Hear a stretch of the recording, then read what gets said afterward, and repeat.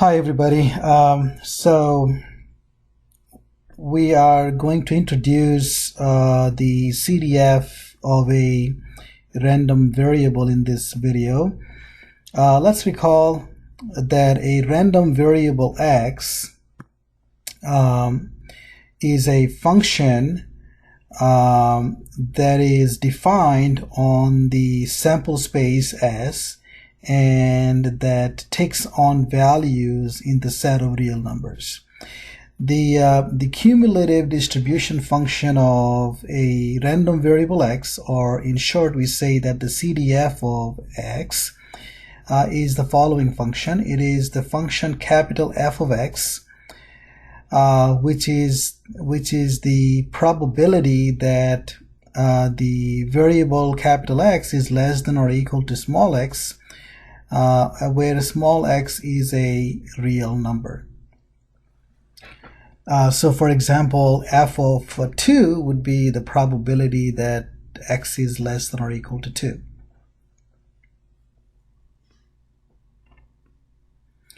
Now sometimes we may need to emphasize the variable when we write the CDF function, so we might write the variable capital X as the subscript on F, so we can use this.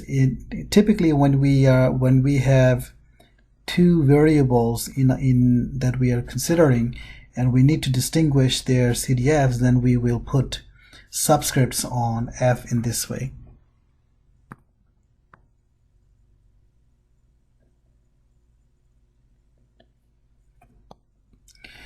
Okay, so a couple of properties of the CDF function.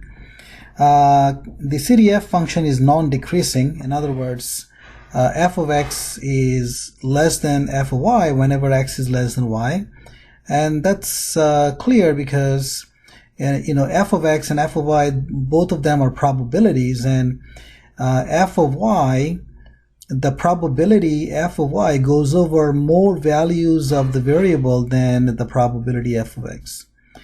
The CDF function is right continuous. What that means is that the limit of f of x as x goes to a from the right is equal to f of a. The third property is that the probability that x is strictly less than b is the limit as x going to be from the left of f of x. Fourth property is that the probability that x is equal to b can be expressed in terms of the CDF in the following way.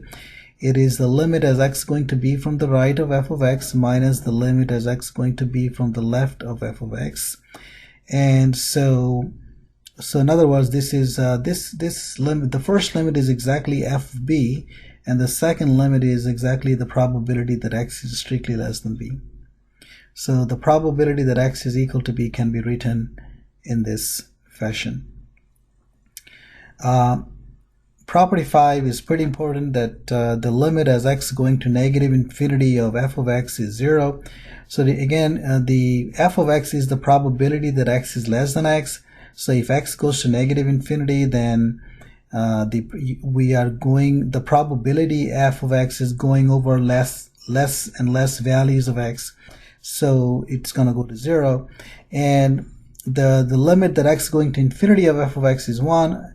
In fact, if you think about it, as x goes to infinity, the probability that x is less than or equal to x is going to go toward the total probability, because now we are considering all the values of x.